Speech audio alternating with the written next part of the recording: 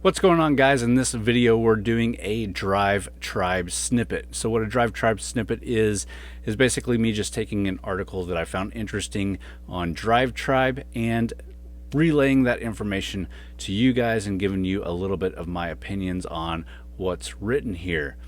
So if you don't know DRIVETRIBE, DRIVETRIBE is a great website and app for automotive enthusiasts to get news and information and chat with like-minded people. Also, if you're into creating content, it's a great place for creators to get on and kind of get their name known on there. So obviously I like DRIVETRIBE. I'm on there a lot. I post on there, but I also want to talk about things that I see on there. So this one, we're talking about 35 models that will be discontinued for 2020. Pretty interesting. Really excited to get into this one. But first, this video is brought to you by txgarage.com. Be sure to go out and check out txgarage.com. Lots of great articles here. Lots of great contributors. We've got all the news from the state fair. We've got events. We've got car reviews. Lots of great stuff. You can also sign up for our newsletter here. We do a weekly recap of what was posted on txgarage.com for the week, and you'll get that right in your inbox. But definitely go check out txgarage.com, and I hope you enjoy it. So let's jump back over to DRIVETRIBE and check out this article by Kyle Ferlita.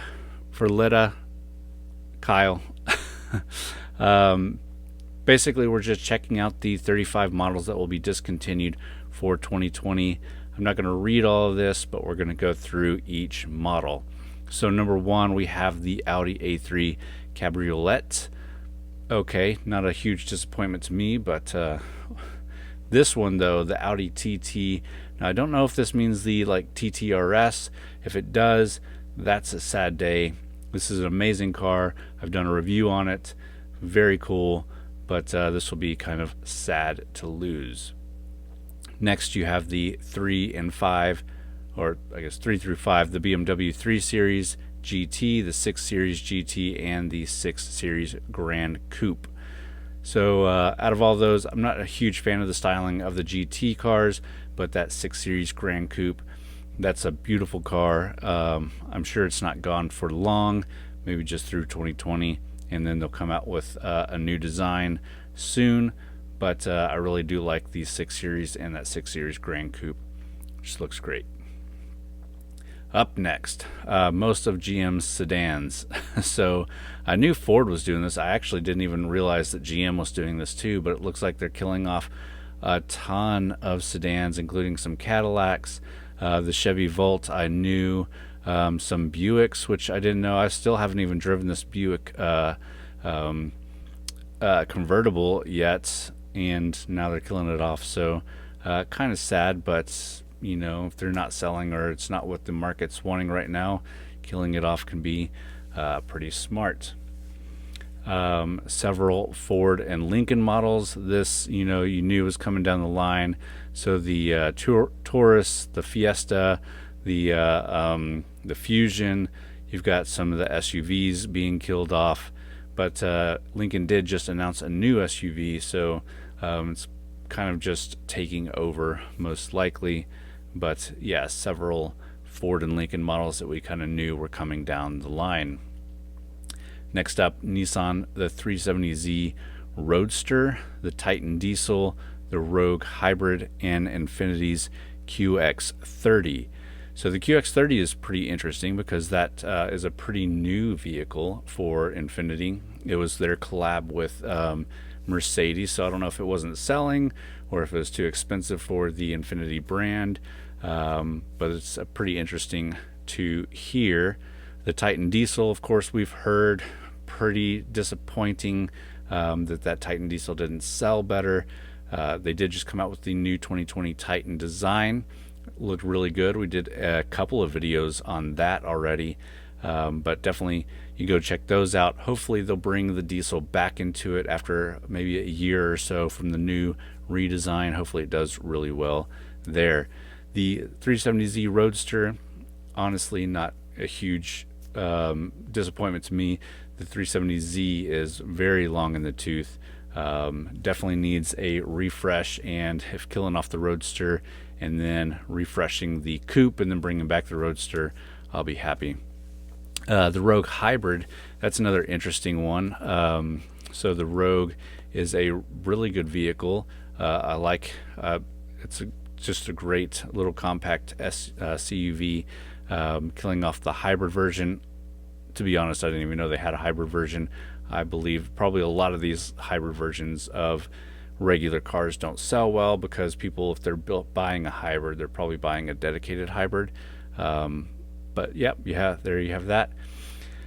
3 Golfs and the Beetle. So we did the final edition Beetle video. So I knew the Beetle was in its final edition, and some of the Golfs, it looks like the Sport Wagon or the wagon of the Golfs, and what is this other one? The Golf Wagon, the Golf All Track.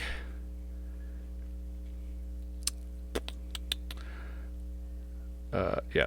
So again, interesting things there. Not too much to say about that. I like the Beetle for what it is. The Golfs are really nice. Of course, you're still going to have some Golfs to buy. It's just the wagon and the all-track here. The Smart for 2. Okay. Not really a huge deal for me. The Fiat 500. This is another one that kind of surprised me. They're keeping the 500X and the 500L. There's some information on that on txgarage.com. And I also did a quick video on that here on this channel. But yeah, the 500 is going away. The 500X and the 500L is staying. Pretty interesting call from Fiat, but I really hope this spurs them to bring other Fiat models to the US. So we'll just have to see what they do here in the future. Up next is the Lexus GS 300. They're still going to have a GS series, I'm sure. Just the 300 is going away. Yeah, it says right here the base is now going to be the 350. Makes sense. Luxury brands, I'm sure their base models don't sell as well, so just pushing those up more and more makes sense. The Toyota Prius C, I thought was pretty interesting. I like how they took the Prius and they started making different versions of it for different things. The C was kind of their city focused one, so it was smaller and even more fuel efficient. That's interesting. I'm sure it didn't sell terribly well, but I'm sure it wasn't a terrible vehicle either. The Hyundai Santa Fe XL. So this is going away because now Hyundai has the Palisade as their big 3-row SUV. So you still have a Santa Fe, and it's confusing because they've been changing the names: the Santa Fe Sport, the Santa Fe XL. But they are going to have a Santa Fe, and you have the Palisade for their big 3-row family SUV. The Jaguar FType manual. So this is specifically the manual version of the FType. Amazing vehicle. I drove that on a track, God, like years ago now, but it's an amazing vehicle, and sad that they're taking the manual away. But again, if they're not selling, you can't really blame these companies for doing it. The Jaguar XJ is going away. It's, again, sad. It's an amazing vehicle.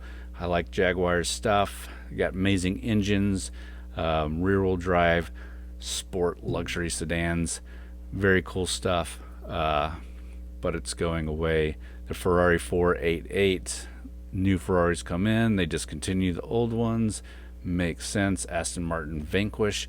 Yeah, I know Aston Martin just released some new stuff, but killing off the Vanquish is probably just because they're replacing it with some new stuff.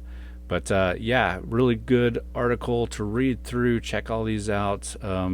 Jump in the comments below and discuss interesting things. I just wanted to bring this one to you guys. It's really interesting seeing all the models kind of laid out in one article that were being killed off or discontinued for 2020. And again, jump over to txgarage.com and check out all the information that we have there. If you enjoyed this video, please give me a thumbs up, leave me a comment down below, let me know what you think about all these models being discontinued, and as always, subscribe, and thanks for watching.